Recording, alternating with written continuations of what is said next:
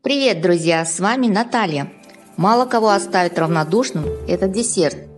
В огромном пространстве, где живут наши соотечественники, корюсарам, этот продукт называют чимпени, но в самой Корее он носит другое название – сульток или чимпён. Чимпени готовятся в несколько этапов и довольно-таки трудоемкие приготовления.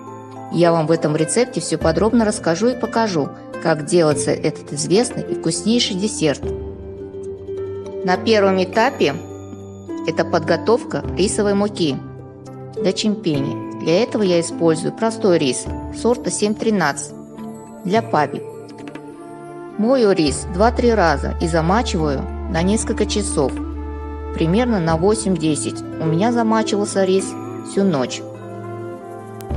Сливаем полностью воду и откидываем замоченный рис на сито. Даем стечь в воде полностью. Затем выкладываю рис на плотную ткань и даем обсушиться на несколько часов. У меня сушился рис примерно 2 часа. Рис не должен быть слишком влажным и слишком сухим. Берем рис и пробиваем его в муку. У меня небольшая кофемолка. Можно, конечно, использовать готовую муку, но я не уверена в его качестве и поэтому делаю муку сама.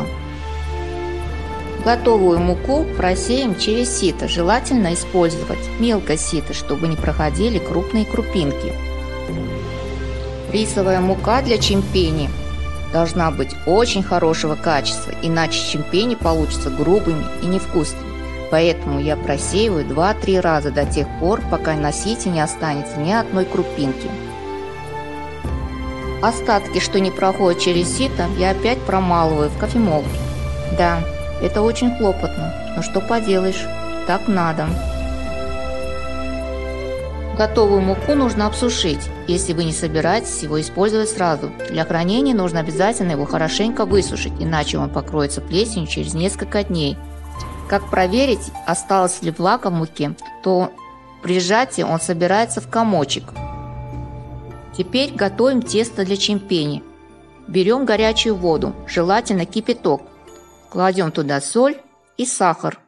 Все это нужно быстренько перемешать. Тесто получится почти заварным. Заливать воду, муку нужно понемногу, даже если вы знаете, что всю ее используете.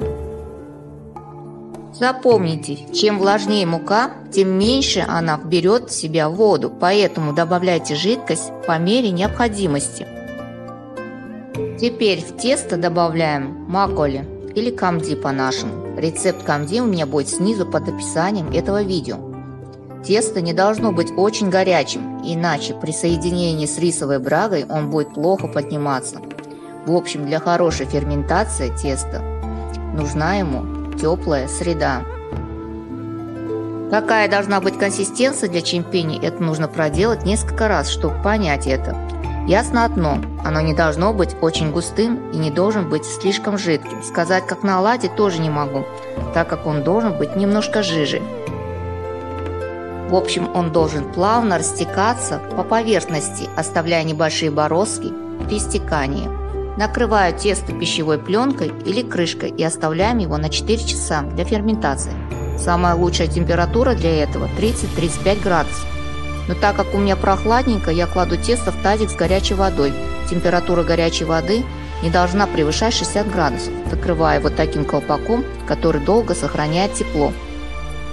Ровно через 4 часа смотрим, тесто увеличилось 2 раза, значит процесс ферментации пошел. Появился характерный кислый запах брожения. Еще раз тесто перемешиваем хорошо. Если тесто плохо поднимается, то значит недостаточно тепло. Поэтому в тазик с водой подливаем время от времени горячую воду. Или создаем нужную температуру для теста где-нибудь в теплом месте. Накрываю тесто плотно пленкой и опять ставлю в тазик с горячей водой. Теперь оставим для ферментации на 2 часа. Прошло 2 часа. Теперь смотрим. Если тесто увеличилось почти в 3 раза, значит оно готово для приготовления чимпени. Я опять перемешиваю тесто. Смотрим. Если получилось слишком густым, то немного добавляем теплую воду. Если жидким, то уже ничего не добавляйте. Я собираюсь сделать чимпени 3 видов. Откладываю немного теста и кладу в нее разрыхлитель. Это мне так посоветовал знакомый чимпенчик. С разрыхлителем чимпени получаются более похожи на покупные. Я решила тоже сделать так. Сразу видно, как тесто заметно загустело и стало пышнее намного. Оставим его на некоторое время. Для чимпени желательно использовать большую мантоварку, чтобы сразу за раз пропарить побольше, но я застелила тканью ХБ. Вообще для этого обычно используют бязь.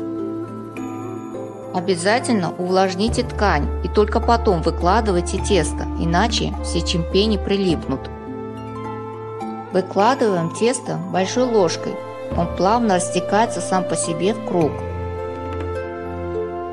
Круглая форма в виде лепешки – это отличительная черта наших чимпени. В Корее же обычно делают их в виде небольших кексов. Конечно, здесь нужна небольшая сноровка, чтобы сделать их круглыми и одинаковыми. После того, как выложили чимпени, сразу не ставим парить, закрываем крышку и оставим это для подъема на 15-20 минут. Через 15 минут смотрим и видим, что они немножко припухли, и теперь только ставим на сильный огонь. Парится на 20 минут. Прошло ровно 20 минут, огонь выключаем и оставим все как есть на 10 минут. Если сразу открыть крышку, то они немного опадут. Теперь очередь попарить чимпени номер 2, это с разрыхлителем. Тесто немножко загустело, поэтому я немного добавил воды, где-то чайную ложечку.